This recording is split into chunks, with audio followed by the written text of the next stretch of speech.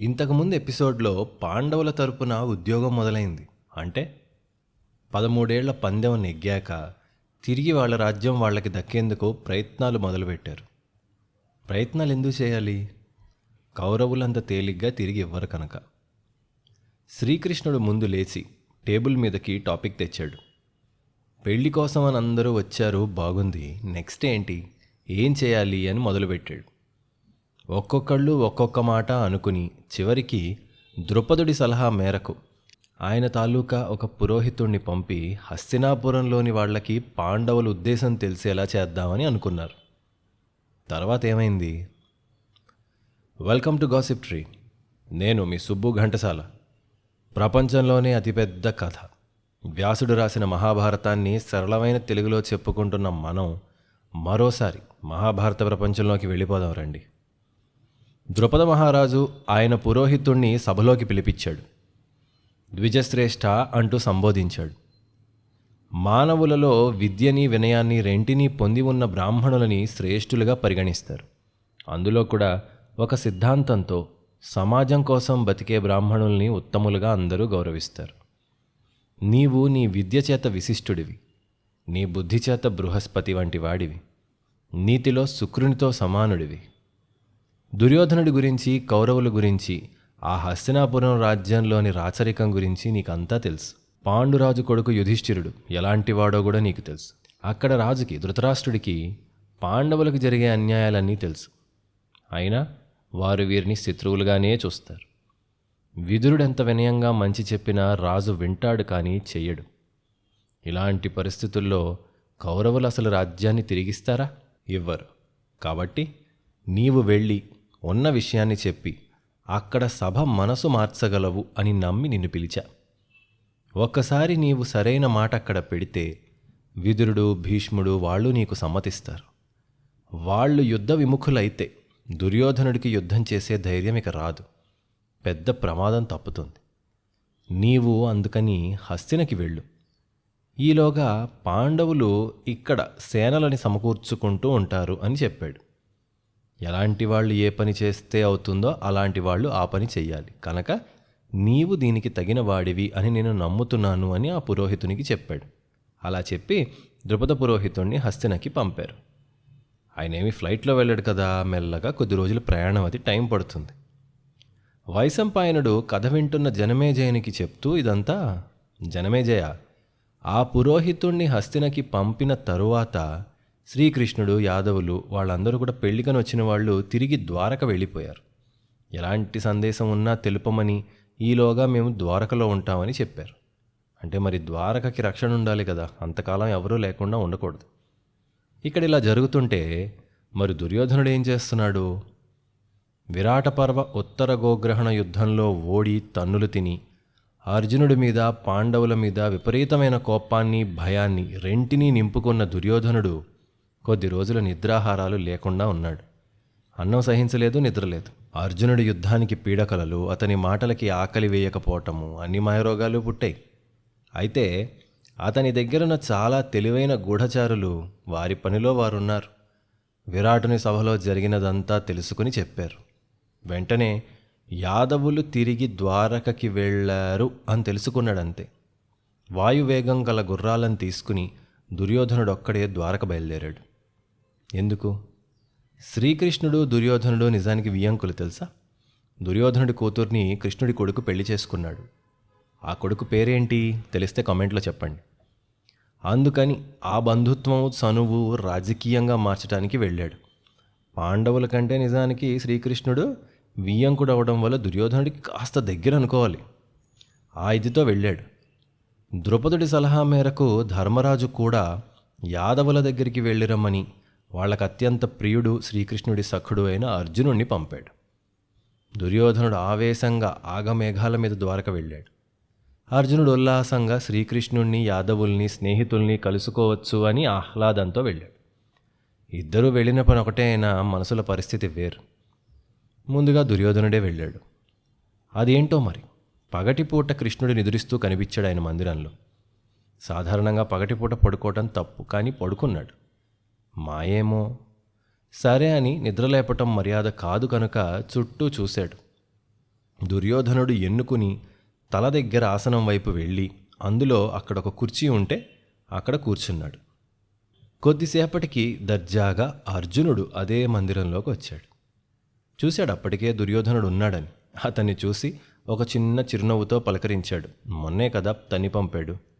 కాస్త కవ్విస్తూ నవ్వి చూసి, వేరే ఆసనాలు ఏం లేవు కదా, సరే అని వినయంగా శ్రీకృష్ణుడి పాదాల దగ్గర మంచానికి ఆనుకొని చేతులు కట్టుకొని అలా కళ్ళు మూసుకుని నిలబడి ఉన్నాడు. ఇంత నిద్రపోతున్న వారిని చూడకూడదు కదా, దృష్టి దోషం.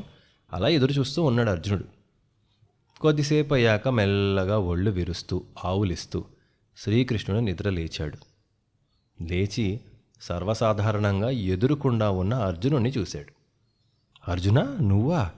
ఏంటి ఎంతసేపు అయింది వచ్చి అన్నట్లు అన్నాడు. అలా అంటూనే తర్వాత వెనక ఉన్న దుర్యోధనుణ్ణి కూడా చూశాడు. చూసి పలకరించాడు ఆశ్చర్యపోతూ. అరే, ఇద్దరూ వచ్చారా? కలిసి వచ్చారా, విడివిడిగా వచ్చారా అని అతిథి మర్యాదలు చేశాడు. కాస్త చేసి, మీరిద్దరూ కలిసి ఒకేసారి రావటం అంటే ఎంత ఆనందంగా ఉందో. ఒక పక్కన యుద్ధాలు ఏమన్నా అవుతాయేమో అని అందరూ కంగారు పడుతున్నారు. అన్నదమ్ములంటే ఇలాగే ఉండాలి కదా అని నవ్వాడు. ఇదే మన తిరుపతి వెంకట కవుల నోట ఎలా వచ్చిందో ఈ వీడియో చివరి ఎక్స్ప్లెనేషన్లో చెప్పుకుందాం. ఎంత అందంగా రాశారో. అదే బావా ఎప్పుడు వచ్చితివి అని ఒక పద్యం ఉంటుంది కదా, దాన్ని చివరిలో చెప్పుకుందాం. సరే, కృష్ణుడు అలా పలకరించేసరికి దుర్యోధనుడు నేరుగా విషయంలోకి వచ్చేసాడు. అంతా బాగానే ఉన్నాం కృష్ణ. చూడు, నేను కానీ అర్జునుడు కానీ ఇక్కడికి ఎందుకు వస్తామో నీకు తెలుసు. కాబట్టి ఇవన్నీ మళ్ళీ యుద్ధాలు లేవు, అంతా శాంతిగా ఉంది అలా ఏం అనుకోకు. ముందు నేను వచ్చాను గనక ఉన్నది ఉన్నట్లు చెప్తున్నా. నీకు అర్జునుడు ఎలానో నేను అలానే బంధువుని కనుక ఇద్దరి వైపు ఒకేలా ఉండాల్సిన బాధ్యత నీకుంది. ఇంకొచ్చిన పని ఏముంది? రేపు యుద్ధం అంటూ వస్తే నువ్వు ఎవరి పక్కుంటావు, మీ యాదవులు ఎవరి పక్కుంటారన్న దాని గురించే వచ్చామయ్యా. నువ్వు ఇద్దరి వైపు బ్యాలెన్స్డ్గా ఉండాలి అన్నట్లు అన్నాడు ముందుగాని. పైగా సత్పురుషులు ముందొచ్చిన వాడికి ముందు సాయం చేస్తారు, నువ్వు అదే చేయాలి అని అడిగాడు. దుర్యోధన, నిజమే, నీ మాట నేను కాదనను. కానీ నువ్వు ముందు వచ్చావు, సందేహం లేదు. నేను అర్జునుడిని ముందు చూసే కదా. నువ్వు ముందు వచ్చావు, నేను ఇతన్ని ముందు చూశాను. మరి ఎలా? ఇద్దరూ సమానమేనా?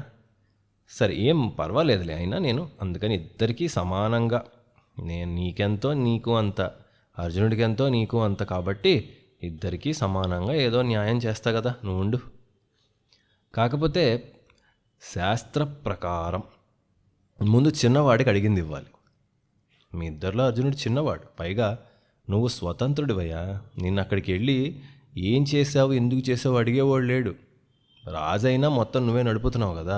పైగా ఈ యుద్ధం నీ కోరిక, అంతా నీ ఇష్టం. అర్జునుడు అలాంటి వాడు కాదు.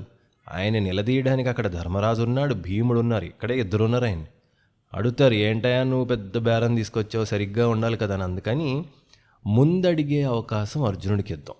పైగా చిన్నవాడికి ముందు ఇస్తాం కదా, నీకంటే చిన్నవాడు కదా అన్నాడు. పాపం మొదటి అవకాశం అతనికి ఇవ్వమని. సరే కానీ ముందు ప్రతిపాదన ఏంటో చెప్పన్నాడు. ఏంటంటే నా అంత బలిష్ఠులు మహాయోధులు నారాయణులని పిలువబడే గోపాలకులు 10,000 మంది ఒకవైపు, మరోవైపు నేనొక్కడిని. ఆయుధం పట్టను, యుద్ధం చెయ్యను. నాకెప్పుడు తోస్తే అప్పుడు ఏదో బుద్ధికి తోచిన సలహాలు ఇస్తూ ఉంటా. సరేనా? ఈ రెంటిలో ఒకటి నీకు, ఒకటి నీకు. అర్జున, కనుక ముందు నువ్వు కోరుకో అన్నాడు. దుర్యోధనుడు సరే కానీ అని అర్జునుడి కేసు చూశాడు. అర్జునుడు క్షణం ఆలోచించకుండా నవ్వుతూ, కృష్ణ, నాకు నువ్వే కావాలి, ఆ 10,000 అక్కర్లేదు అన్నాడు. సరే మరేముంది, ఆ రెండో 10,000 మంది నేను తీసుకుంటాలే అని దుర్యోధనుడు వెంటనే దాని మీద చెయ్యేశాడు. తీసుకుని ఆనందంగా కలుద్దాం మళ్ళీ అని చెప్పి వెళ్ళిపోయాడు. కృష్ణ అర్జునులు ఇద్దరూ అక్కడే ఉన్నారు. కృష్ణుడు ఒకలాగా అర్జునుడి వైపు చూసి, అర్జున, ఏంటిది? ఏమైంది బావా? మీకు సాయం చేద్దామని నేను అనుకోవటమే కానీ మీ తెలివి నేను మార్చలేనుగా. అయినా అసలు ధర్మరాజు నేను ఎందుకు పంపాడు? చిన్నవాడివి. ఇక్కడ స్నేహాలు కాదు, ఇదేమన్నా సరదాగా ఉండే పని అనుకున్నావా? యుద్ధం అయ్యా. 10,000 మందిని వదిలేసి యుద్ధం చేయనన్నవాడిని నన్ను ఒక్కడిని కోరుకున్నావు. చెప్పాను కదా యుద్ధం చేయనని. ఎందుకు చేసావు అలాగా? అర్జునుడు ఒకలాగా నవ్వాడు. బావా, ఏంటి నువ్వు తెలిసి అడుగుతున్నావా, తెలియక అడుగుతున్నావా? నేనెవరిని కోరుతున్నానో నీకు ముందు తెలీదా? నువ్వు ఆప్షన్స్ ఇచ్చినప్పుడు నేను నిన్ను కోరుతానని నీకు తెలీదా? ఆ 10,000 మంది నాకెందుకు బావా? నువ్వు ఎదురు పక్షంలో యుద్ధం చేయకపోతే మాత్రం అటువైపు నువ్వు ఉన్నావని తెలిస్తే నేను ఒక బాణం తీసి వేయగలనా నీ పైన? అసలు వాళ్ళని ఇక శత్రువులుగా ధర్మరాజు చూడగలడా? కృష్ణుడు అటువైపు ఉన్నాడని తెలిస్తే ఇంకా వాళ్ళది ఏముంది? వాళ్ళతో మాకు శత్రుత్వం ఏముంటుంది? కుదరని పని అది. ధర్మరాజు అసలు శంఖాన్ని పూరిస్తాడా నువ్వు అటువైపు ఉంటే? బావా, ఆత్మటుంటే అందరం ఇటుండి ఏం చేస్తామయ్యా? ఇదే చెప్తున్నా. నీవే యుద్ధం చేస్తే ఇక నా చేతికి పని ఉంటుందా? గరుడకేతనం కనిపిస్తే అసలు గాంధీవానికి అవసరం ఉంటుందా? ఈ ధర్మయుద్ధాన్ని గెలిచే కీర్తి నాకు కావాలయ్యా. నువ్వే యుద్ధం చేస్తే నాకెక్కడొస్తుంది కీర్తి? నువ్వు యుద్ధం చేయకు, నేను అడక్కపోయినా నువ్వే మంచి పని చెప్పావు. తోడుండు చాలు. నా కోరిక ఇప్పుడు విను. నువ్వు నా ముందుండి నడుపు బావా. ఈ పార్థుడి రథసారథి కా నువ్వు అని అర్జునుడు కృష్ణుడిని అక్కడ అడిగాడు. కృష్ణుడి ఛాతీ పొంగిపోయింది. అర్జునుడి 2 భుజాలతో గట్టిగా పట్టి, ఫల్గుణ, నా మదిని అడగక్కర్లేదు. నేను కూడా నీవు నన్ను కోరాలని అనుకున్నా, కానీ ఎంతైనా యుద్ధం చేయాల్సిన వాళ్ళు మీరు కదా. మీ మదిలో ఏముందో మీరే చెప్పాలి. అందుకని నిర్ణయం మీదే అవ్వాలనుకున్నా. ఇప్పుడు చెప్తున్నా విను. ఇది మాధవుడి మాట. నేటి నుండి నాకు అత్యంత ప్రియమైన బిరుదుగా పార్థసారథి అన్న పేరుంటుంది. కృష్ణుడు కాదు, మాధవుడు కాదు, గోవిందుడు కాదు, పార్థసారథి అని పిలిపించుకుంటా నేను. సరేనా? ఇంత బాగానే ఉంది, కానీ నా దగ్గరికేనా లేక నువ్వు వేరే యదువీరులను కూడా పలకరించే పనిలో ఉన్నావా అన్నారు. అవును బావా, ఆఫ్కోర్స్ నేను చాలామందిని పలకరించే వచ్చా అంటే అది కాదయ్యా. దుర్యోధనుడు ఇక్కడ నుండి ఆవేశంగా పరుగు పరుగుని ఎక్కడికి వెళ్ళాడో నీకు తెలుసుగా. ఊహించగలనులే బావా, మీ అన్నగారి దగ్గరికేగా. మరి నీవటు ముందు వెళ్ళవా? ఆయన అటువైపు వెళ్తే ప్రమాదం కదా బలరాముడు. మరి నువ్వు వెళ్ళి ముందు అడగాలి కదా. అర్జునుడు మళ్ళీ చిన్నగా ఒక చిలిపి నవ్వు నవ్వి కృష్ణుడి డొక్కలో మోచేత్తో పొడుస్తూ, బావా, ఇంక నాదేముంది, నిన్ను నా వైపు తెచ్చుకున్నా, ఇకంతా నువ్వు చూసుకో అన్నాడు. ఇప్పుడు ఆశ్చర్యపోవడం కృష్ణుడి వంతు. భక్తుడిదేముందండి, భారం మోయటం నా పని కాదు, నీదే అని చెప్పి ఇచ్చేస్తాడు. దాన్నే శరణాగతి అంటారు ఒక రకంగా.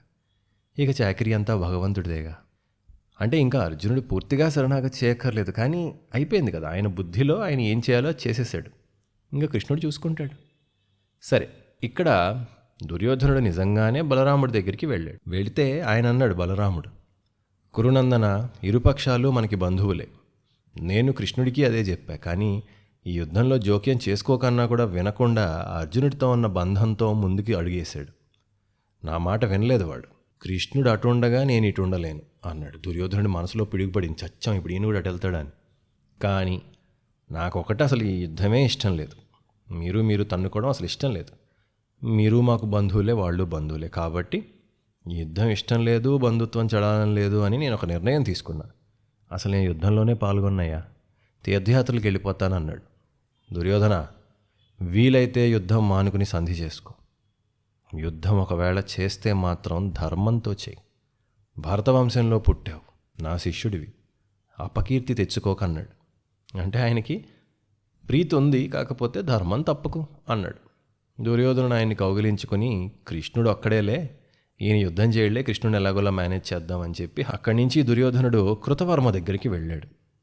ఆ కృతవర్మ ఏకంగా ఒక అక్షౌహిణి సైన్యంతో దుర్యోధనుడి వెనక వస్తానని మాటిచ్చాడు. చూడండి, దుర్యోధనుడు అసలు ఎంత తొందరగా సిద్ధపడుతున్నాడు. అర్జునుడేమో ఇక్కడ కృష్ణుడి తర్వాత సాత్యకిని కలిశాడు. సాత్యకిని అడగక్కర్లా, ఆయనే ముందుగానే నేను నీతోనే, అసలు అందులో క్వశ్చనే లేదని సాత్యకి వచ్చేసాడు. తర్వాత ఒక విచిత్రం జరిగింది. నకుల సహదేవులకి మేనమామ ఉన్నాడు, శల్యుడు. మాద్రీదేవి కొడుకులు కదా నకుల సహదేవులు. ఆ మాద్రికి అన్నగారు శల్యుడు, సో మేనమామ ఆయనకి. అయితే మరి బంధుత్వం ప్రకారం మేనమామ ఎటుండాలి, ఎంత మేలు కోరాలి మేనల్లుళ్ళది. కనుక పాండవులు, ధర్మరాజు వారు దూతల్ని పంపారు సందేశం, ఏంటి, ఇలా మా వైపు ఉండండి అని. ఆయన తప్పకుండా మీ వైపే అని చెప్పి పెద్ద సైన్యంతో, ఒక అక్షౌహిణి సైన్యంతో కదిలి పాండవుల దగ్గరికి బయలుదేరాడు. 1.5 యోజనాల పొడవు ఉందిట సైన్యం. అంటే దాదాపు 18 కిలోమీటర్లు, అంటే 1 యోజనం అంటే 12 కిలోమీటర్స్. 1.5 అంటే 18 కిలోమీటర్స్, 18 కిలోమీటర్ల పొడవు సైన్యం అంత ఆర్మీని వేసుకుని బయలుదేరాడు. అంతమందిని తీసుకుని. ఒక అక్షౌహిణి సైన్యం అంటే మాటల, వాళ్ళ కవచాలు, జెండాలు, రథాలు, ఏనుగులు, గుర్రాలు అన్నీ ఉంటాయి. భూమంతా కదిలిపోతోంది, కంపిస్తూ వణికిపోతోంది. అలా వస్తుంది సైన్యం. ఈ విషయం దుర్యోధనుడికి తెలిసింది. వెంటనే ఏం చేశాడు? తెలుసు ఆయనకి, శల్యుడి గురించి కాస్త తెలుసు. ఇంకా మీకే తెలీదు. ఆయన ఏం చేశాడో, ఈయన ఏం చేశాడో మీకు అర్థమైపోతుంది ఇప్పుడు. ఆయన మనస్థితి గుర్తించి ఒక పని చేశాడు. ఆయన్ని పూజించడానికి దారిలో సైన్యం కోసం సభలు ఏర్పాటు చేశాడు. అంటే గుడారాలు పెట్టేశాడు ఎక్కడికక్కడ రెస్ట్ తీసుకోవడానికి. ఆ శల్యుడి కోసం వేసిన గుడారంలో అయితే రత్నాలతో చిక్కిన బొమ్మలే పెట్టించాడు. ఎక్కడికక్కడ ప్రతి 4-5 కిలోమీటర్లకు ఒకసారి అలా ఉంది. మనసుకు ఆహ్లాదం కలిగేలాగా విందు చిందు అన్నీ ఏర్పాటు చేశాడు. ఆ శల్యుడు అవి చూసి ఆశ్చర్యపోయాడు. ఏమనుకున్నాడు? ఇవన్నీ ధర్మరాజు పెట్టాడేమో అనుకున్నాడు. మావాడు పెట్టాడేమో, మావాడి దగ్గరికి వెళ్తున్నాను కదా అని. అలా శుభంగా లౌకికంగా ఉన్న భోగాలను చూసి శల్యుడు చాలా ఆనందించి కూర్చున్నాడు. అక్కడికి వెళ్ళి కూర్చుని సేవకులు ఉంటారు కదా, అడిగాడు, పిలవండి, ధర్మరాజుని పిలవండి, ఇవన్నీ చేసిన ఆయన్ని పిలవండి అంటే వాళ్ళు, లేదండి, ఇదంతా ధర్మరాజుల వారు కాదు చేసింది. ధర్మరాజు కాదా? మరి ఎవరు చేశారు అంటే అప్పుడు దుర్యోధనుడు వచ్చాడు. దుర్యోధనుడు వచ్చి నేరుగా శల్యుడి పాదాలకు నమస్కరించి అబ్బో ఎంత వినయం నటించాడో. శల్యుడు ఆశ్చర్యపోయాడు. దుర్యోధన, నువ్వేంటి ఇక్కడ అన్నాడు. వినయంగా దుర్యోధనుడు, అవును మరి ఇదంతా నేనేనండి చేసింది మీకోసం, ఇవన్నీ మీకోసమే కట్టించా నేను అన్నాడు. ఓ ధర్మరాజు కాదా నువ్వా అని, అసలు చాలా గొప్ప పని చేసావయ్యా అని లేచి పొంగిపోయి కౌగిలించుకొని ఎంతో మెత్తగా ఎంతో ప్రేమగా మాట్లాడాడు. దుర్యోధనుడు ఇంకా ప్రేమగా కాస్త ఆయన గ్లాసులో మందు అది కూడా పోస్తూ మావయ్య అని పిలిచాడు. ఏంటది, సినిమాలో బాలకృష్ణ సినిమాలో పిలిచినట్టు చిన్నపిల్ల మావయ్య అని పిలిచి, మీకు పాండవులు ఎలాంటి బంధువులో మేము కూడా అంతే కదా, మాకు మీరంటే ఎందుకో విపరీతమైన భక్తి ప్రేమ, అందుకనే మీరు వస్తున్నారని తెలియగానే ఇదిగో ఇదంతా ఏర్పాటు చేశా అన్నాడు. నీకు అన్నీ సుఖంగానే ఉన్నాయా, అన్నీ బాగానే ఉన్నాయా అన్నాడు. ఓ బ్రహ్మాండంగా ఉన్నాయి, అసలు ఏంటయ్యా ఇది, నీ ఇంత భక్తి ఎంత గౌరవం అని. ఆయన భూమి మీద నిలబడలా శల్యుడు, అంత మర్యాద ఇచ్చేసరికి పొంగిపోయాడు. అద్భుతంగా ఉన్నాయి, చాలా బాగున్నాయి, అసలు చిన్నవాడివి, నీకు ఇంత మంచి పని చేసినందుకు నీకేమన్నా వరం ఇస్తా కోరుకో అన్నాడు. దుర్యోధనుడు, వరమా? అయ్యయ్యో చిచి, నాకేంటండి వరాలు, నాకేం అక్కర్లేదు. ఆయనేమో, లేదు నేను ఇవ్వాల్సిందే, నువ్వు మొహమాట పడుతున్నావు, నువ్వు అడుగు, నేను ఇవ్వాల్సిందే, లేకపోతే నేను హర్ట్ అవుతాను అన్నాడు. సరే అయితే మీ సాయం పొందే అర్హత నిజంగా నాకుంటే నాదొకటే అభ్యర్థన. తప్పకుండా చెప్పు. యుద్ధమే వస్తే సైన్యంతో పాటు నా పక్కన ఉండండి అన్నాడు. ఆయన షాక్ కూడా అవ్వలేదు, క్షణం ఆలోచించలేదు. ఓస్ అలాగే, నీకు ఇప్పుడే మాటిస్తున్నా, నేను ఈ సైన్యాన్ని వేసుకొచ్చా కదా, నీ వైపే ఉంటుంది ఈ సైన్యం అన్నాడు. సరే ఇంకేదన్నా అడుగు. లేదండి నాకు ఇంతే, నాకు ఈ ఒక్క కోరిక తీర్చండి, చాలా గొప్ప సాయం అన్నాడు. ఓహ్ ఏం పర్లేదు నాయనా, మంచిది, నువ్వు వెళ్ళిపో, హస్తినాపురానికి వెళ్ళిపో హ్యాపీగా. నేను ధర్మరాజుని కలుద్దామనే వచ్చా కదా, మరి అతన్ని కలిసి అతనికి ఒక మాట చెప్తా, ఇలాగ ఇంకా నేను దుర్యోధనుడి వైపు వెళ్తున్నానని చెప్పేసి నీ దగ్గరికి వచ్చేస్తా అన్నాడు. సరే అని దుర్యోధనుడు వినయంగా లేచి వెళ్తూ మరోసారి వెనక్కి తిరిగాడు. మామా గుర్తుంచుకో, మాటిచ్చావు, అది మరువకు సుమా, నీవు ఎప్పుడొస్తావా అని హస్తిని ఎదురు చూస్తూ ఉంటుందన్నాడు. తప్పకుండానైనా వెళ్ళిరా అని దీవించి పంపాడు శల్యుడు. అలా పాండవులకి వెళ్లాల్సిన అక్షౌహిణి సైన్యం దుర్యోధనుడు లాగేశాడు. అది రాజకీయం, అది ఇది వ్యాపారం అన్నట్లే అది రాజకీయం, అలాగే ఉంటుంది. ఇది ఉద్యోగ పర్వం. ఒక పక్కన ద్రుపద పురోహితుడిని పంపారు, కానీ మనకి ఇక్కడే దుర్యోధనుడి ఉద్దేశం ఏంటో అర్థమైపోయింది. ఇప్పుడు దాకా మనం ఇవాళ చెప్పుకున్న కథని ఇప్పుడు అనలైజ్ చేసుకుందాం. కథ భాగం పూర్తయిపోయింది. అద్భుతమైన విషయాలు 2 జరిగాయి ఇవాళ. నిజంగా కథ వినేసి వెళ్ళిపోయిన వాళ్ళు, చెప్తున్నా కదా, చాలా విలువైన విద్వత్తు పోగొట్టుకున్నట్లే అంటా నేను. ఉన్నవాళ్ళకి, ఇంకా వింటూ ఉన్న వాళ్ళకి శిరస్సు వంచి నమస్కరిస్తున్నా. ఎందుకంటే మీరు ఎవరికో నాకు మహాభారత కథ అంతా తెలుసు అని చెప్పుకోవటానికో గొప్పలు పోవటానికో కాకుండా విషయాన్ని తెలుసుకునే ఉత్సాహాన్ని ఉద్దేశాన్ని ఉంచుకున్న వారై ఇంకా కథని వింటున్న వాళ్ళకి పాదాభివందనాలు. సరే, మీకు ఒక అనుమానం రావాలి కదా, ఉద్యోగం అంటే కేవలం యుద్ధం ఆపేందుకే కాదు, చేసేందుకు కూడా ప్రయత్నమా ఏమిటి అని. ఎందుకంటే రెండూ ఒకేసారి అవుతున్నాయి కదా, సైమల్టేనియస్గా. విఫలమైతే కదా సైన్యాలు రావాలి. ఆనాటికి ఈనాటికి రాజకీయం అంతే. లోకం మారదు, మనిషి మారడు. కాబట్టి గుర్తుంచుకోండి, ఎందుకంటే మనందరం కూడా జీవితాల్లో మన లెవెల్లో మన స్థాయిల్లో యుద్ధాలు కొన్ని చేస్తూ ఉంటాం. అందులో విషయం ఏంటంటే, ఎందుకంటే బయట ప్రపంచంలో దేశాల మధ్యలో కూడా ఇవాళ కూడా యుద్ధాలు జరగచ్చు, టాక్స్ జరుగుతూ ఉంటే ఓ పక్కన. కానీ బోర్డర్స్ దగ్గర, సరిహద్దుల దగ్గర సైన్యాలను మోహరించి ఉంటారు. ఎందుకు? ఒక చేతిలో కత్తి ఉంటేనే ఈ టేబుల్ దగ్గర డిస్కషన్లో మాట నెగ్గుతుంది. అక్కడ బలమేం లేకుండా ఇక్కడ ఓన్లీ మెత్త మాటలతో కుదరదు. కాబట్టి మీరు జీవితంలో ఎక్కడన్నా ఒక డీల్ కుదుర్చుకోవాలంటే మీకెంతో కొంత బలం ఉంది అని శత్రువుకు అనుకోవాలి, శత్రువుకి తెలియాలి. కనుక బలం ఉంచుకోవాలి. అందులో ఎవడు ముందు తెలివిగా చొరవ తీసుకుంటాడో వాడికి ఎక్కువ బలం ఉంటుంది. న్యాచురల్లీ వాడికి అడ్వాంటేజ్ ఉంటుంది, అనుకూలత ఉంటుంది. యుద్ధం జరగాలి అని నిర్ణయం అయ్యాక మెల్లగా వెళ్ళి ఇప్పుడు సాయం రండి అంటే కుదరదు, పని జరగదు అలాగా. మీరు ఎందుకు ఇప్పుడు స్టాక్ మార్కెట్లే చూడండి, ఎక్కడో ఏదో జరుగుతుందేమో అనుకోగానే రియాక్ట్ అవుతాయి. జరిగాక రియాక్ట్ అవ్వచ్చు కదా. సో మనిషి మనస్తత్వం ఎప్పుడూ కూడా ఒక పక్కన ఒకటి ప్రిపరేషన్ జరుగుతూనే, ఒకదానికి సిద్ధపడుతూనే ఇంకో పక్కన వచ్చేస్తారు. ఇక్కడ కూడా వీళ్ళు బలం ఉందని చూపించుకోవాలి. పక్కన బలం ఉందంటే తోడుండాలి, నీకు జనబలం ఉండాలి, సైన్యం ఉండాలి, ధనబలం ఉండాలి, అవన్నీ సమకూర్చుకుంటూ ఉండాలి. ఇంకో పక్కన చర్చలు జరగాలి.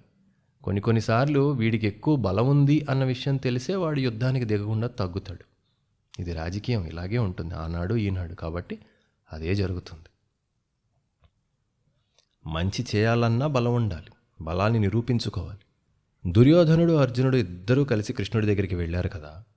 అర్జునుడి మాట తీరు ప్రవర్తన, దుర్యోధనుడి మాట తీరు ప్రవర్తన చాలా వేరువేరుగా ఉంటుంది. మీకు ఇందాక చెప్పాను, కృష్ణుడి పలకరింపు తిరుపతి వెంకట కవుల వచనంలో, వాళ్ళ పద్యంలో చెప్పాలంటే, బావా ఎప్పుడు వచ్చి తీవు సుఖులే భ్రాతల్ సుతుల్ చుట్టముల్ నీ వాల్లభ్యము పట్టు కర్ణుడున్ను మన్నీలున్ సుఖోపేతులే నీ వంశోన్నతి గోరు భీష్ముడును నీ మేల్గోరి ద్రోణాది భూదేవుల్ సేమముమై చలంగుదిరే నీ తేజంబు హెచ్చించుచున్. బావా దుర్యోధన ఎప్పుడొచ్చావు? బాగున్నారా? నీ భ్రాతలు అంటే తమ్ముళ్ళు, సుతులు అంటే కొడుకులు, చుట్టములు అందరూ బాగున్నారా? నీకత్యంతాప్తుడు కర్ణుడు బాగున్నాడా? నీ వంశానికి ఉన్నతి కోరే భీష్ముడు బాగున్నాడా? ఆయన అన్నీ వదిలేసి త్యాగం చేస్తేనేగా నీకు గొడవ పడేందుకు అవకాశం. ఆయనే నాదిది అని కూర్చుంటే అసలు మీ పిల్లగోలే ఉండదు కదా. అలాగే నీకు అత్యంత ఆప్తుడు కర్ణుడు బాగున్నాడా అంటే, నీ తండ్రి లేడు, తాత లేడు, గురువు లేడు, మంత్రి లేడు, నీకు చెప్పే మంచి అంతా ఒక సైడ్ ఉంది. వీడెవడో బయట నుంచి వచ్చాడు, నువ్వు వాడి మాటే వింటావు. వాడు బాగున్నాడా? నీ మేలు కోరే ద్రోణుడు, మొన్నే తిట్టావుగా, ఎప్పుడు పాండవ పక్షపాతివి, వెళ్ళి యజ్ఞాల్లో భోంచేయి కూర్చో అని. బాగున్నారా? ద్రోణుడు బాగున్నాడా? నీ దగ్గర నానా మాటలు పడుతున్నవాడు. నీ తేజస్సు వెలిగిపోతుందా? గొప్పగా ఉంటున్నావు కదా, పెరిగిపోతుందా? హాయిగా ఉన్నావా అని తిరుపతి వెంకట కవులు కృష్ణుడి నోట వ్యంగ్యంగా, కృష్ణుడి క్యారెక్టర్కి తగ్గట్టు ఆయన ఎంత సెటైరికల్గా, వ్యంగ్యంగా, సీరియస్గా బొబ్బ పెడతాడో అలాగా పద్యం రాశారు. బాగా చాలా ఫేమస్ పద్యం. ఇక్కడ అర్జునుడు దుర్యోధనుడు ఇద్దరు వచ్చారు కదా.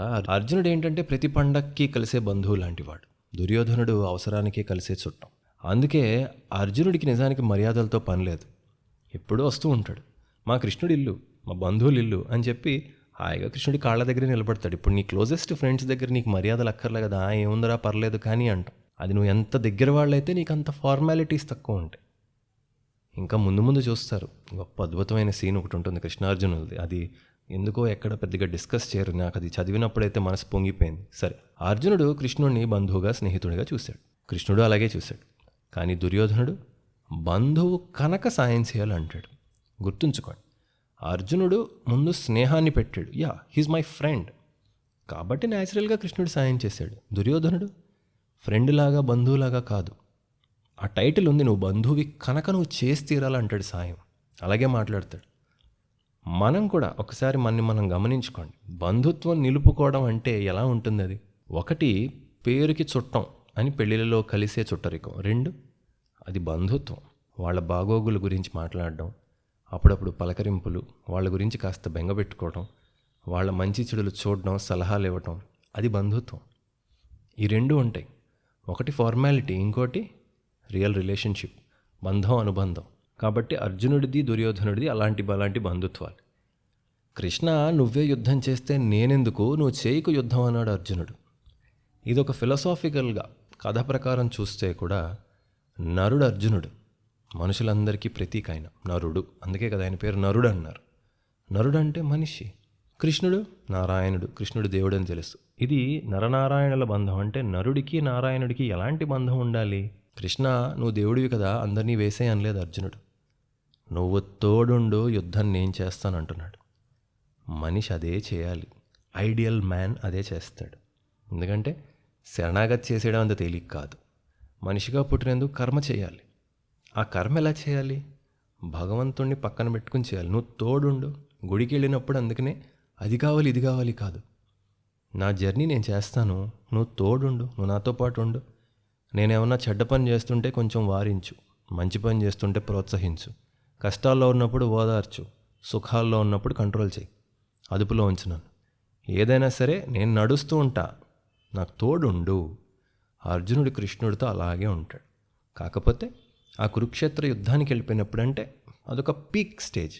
ఆ స్థాయికి వెళ్ళినప్పుడు ఇంకా నా వల్ల కావట్లేదు మాధవ అని శరణాగతి చేస్తాడు. అప్పటి వరకు అర్జునుడి ప్రయత్నం అర్జునుడిదే. అప్పుడు కూడా శరణాగతి చేశాక ఏమన్నాడు? కార్పణ్య దోషం, నాకు ఈ దోషం లేకుండా ఉండేలాగా ఏం చేయాలో చెప్పి చేయించు కృష్ణ అన్నాడు. అంతేగాని ఇంక నేను ఏం చేయను, మొత్తం నువ్వే వేసాను అప్పుడు కూడా అనలేదు.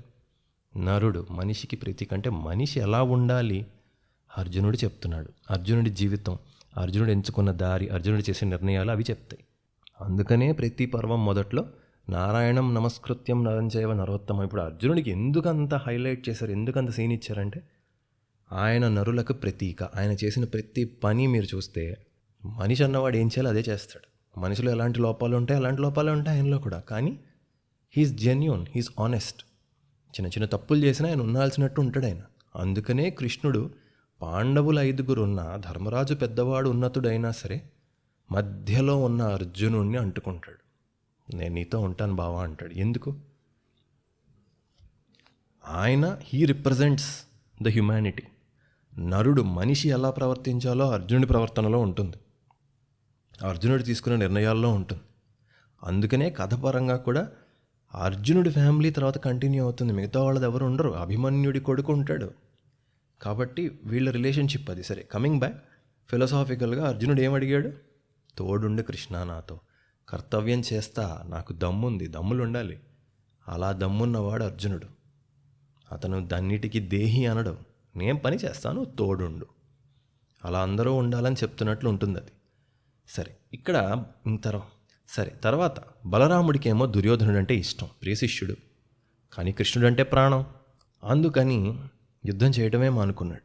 అంటే బలరాముడి క్యారెక్టర్ ఇక్కడ ఏంటంటే ఆయనకి ఏంటంటే పక్షపాతం ఉంది. ఆయన మాటల్లో ఆయన చేతల్లో అదే తెలుస్తుంది. ఇంతకు ముందు కూడా సభలో కృష్ణుడు మాట్లాడినప్పుడు ఆయన ఏమన్నాడు? అంటే మనోడు కూడా తప్పు చేశాడు కదా అన్నట్టు మాట్లాడాడు. అప్పుడే కదా సత్యకి తిట్టాడు. ఇప్పుడు కూడా ఏంటంటే ఆయనకి తెలుసు పాండవులదే ధర్మం, వాళ్ళే మంచోళ్ళు. కాకపోతే ఆయనకి ప్రీతి దుర్యోధనుడి వైపు ఉంది, ప్రియ శిష్యుడు కాబట్టి కారణాలు ఎత్తుక్కుంటాడు సపోర్ట్ చేయడానికి దుర్యోధనుడిని. మెత్తగా, డైరెక్ట్గా కాదు. ఒకవేళ సపోర్ట్ చేయలేని పరిస్థితి ఉంటే దూరంగానే ఉంటాడు. ఇప్పుడు ఇక్కడ ఏంటి, కృష్ణుడు అటు ఉందామని డిసైడ్ అయిపోయాడు. అన్నాడు కదా, నేను చెప్పాను వాడిని ఉండొద్దని, కానీ వాడు డిసైడ్ అయిపోయాడు, అటు ఉన్నాడు. కృష్ణుని వదిలి నేను ఉండలేను, కృష్ణుడు ఒకవైపు ఉండే నేను ఒకవైపు ఉండలేను, కాబట్టి నేను వాళ్ళ వైపు ఉండను, అసలు యుద్ధమే చేయను అన్నాడు. అండ్ బలరాముడిది యుద్ధం చేయనంటం ఏంటి, వైరాగ్యం కాదు, ఎటు వెళ్ళాలో తెలియని బలహీనత. వీళ్ళందరూ మనకి బయట కనిపించే పాత్రలే. పేరుకా ఏముందిరా నాదంతానో, నేను అంత సమానం, నాకు ఇదేం లేదు. కానీ వాడికి ఒక చాయిస్ ఉంటుంది, ఒక ప్రిఫరెన్స్ ఉంటుంది. దానికంటే బయటపడి కర్ణుడిలాగా నేను ఇటే ఉంటానయా అని చెప్పేవాడు ఇంకా బెటర్. కనీసం నీకు తెలుసు వాడు ఎలాంటి వాడు. బలరాముడు ట్రిక్కీ పర్సనాలిటీ అనమాట. సరే, మనం ఏమనుకుంటాం, దుర్యోధనుడు తెలివిగా కావాల్సినవని అడిగి తీసుకొని వెళ్తున్నాడు అంటాం. కానీ చూస్తే అతనికి ఏ ఒక్కరి పట్ల నమ్మకం లేదు. ఉన్న బలాలన్నీ కావాలి, పోగేసుకుంటాడు. మీరు తర్వాత ఇంకా మళ్ళీ చెప్పుకుందాం, మళ్ళీ ఈయన దుర్యోధనుడి క్యారెక్టర్ లాంటిది. ఏంటంటే నాకు ఉన్నవన్నీ కావాలి, అన్నీ కావాలి. ఎందుకంటే ఏ ఒక్క దాని మీద నాకు పూర్తి నమ్మకం లేదు. ఎందుకంటే నా మీద నాకే ముందు నమ్మకం లేదు. That's where it starts. మీ యాజమాన్యాల్లో, మీ ఆఫీసుల్లో, మీ ఇళ్లల్లో, ఎక్కడైనా మీ జీవితాల్లో అధికారంలోనూ ఉన్నవాళ్ళు కూడా ఎందుకో కొన్నిసార్లు ఎవరిని నమ్మరు. అందరి మీద అనుమానమే. ఎవ్వరికి ఏది పూర్తిగా ఇవ్వరు. అందరిలో లోపాలే కనబడతాయి. ఎందుకంటే ఆయన అందరిలో ఆయన లోపాలే చూసుకుంటూ ఉంటాడు. ఆయన మీద ఆయనకి నమ్మకం లేదు, అందుకే ఆయన ఎవరిని నమ్మడు. ఆయన లోపాలు ఆయనకు తెలుసు, ఆయన చేసే తప్పు అని ఆయనకు తెలుసు, అందుకనే ఆయన ఎవరిది మంచి అని అనుకోడు.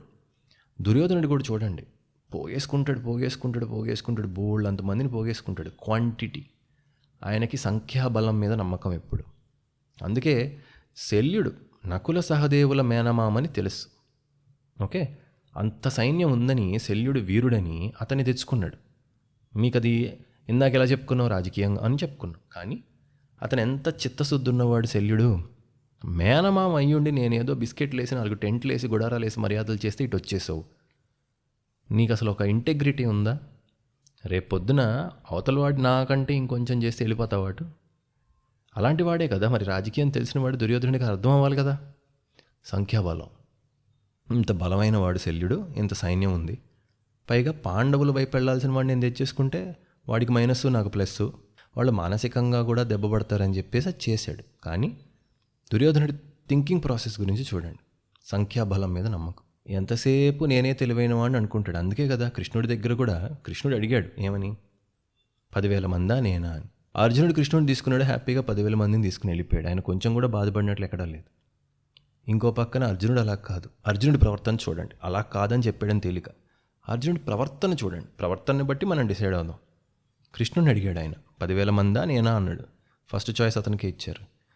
సరే కృష్ణ, నువ్వు ఎలాగూ మా బంధువువే కదా, నువ్వు ఎలాగూ మాకే మంచి చేస్తావు, ఆ 10,000 మందిని కూడా తీసేసుకున్నాను అనుకో అని అనుకోలేదు అర్జునుడు. ఆ 10,000 మంది నాకు అనవసరం కృష్ణ, నూరా. క్వాలిటీ. సాత్యకు వచ్చేసాడు ఆబ్వియస్లీ, ఎందుకంటే ఆయనకు ముందు నుంచి ఉన్న స్నేహం అది. కృష్ణుడి బదులు 10,000 మందిని వదిలేశాడు ఆయన. ఏం పర్లేదు బావా అన్నాడు. మీకు తెలుసా, ఆ 10,000 మంది యుద్ధంలో ఒకే రోజు పోయారు. చంపేశాడు తేలిగ్గా. కృష్ణార్జునులు సాత్యకి వీళ్ళు 18 రోజులు బతికే ఉన్నారు. అర్జునుడి చాయిస్ చూడండి.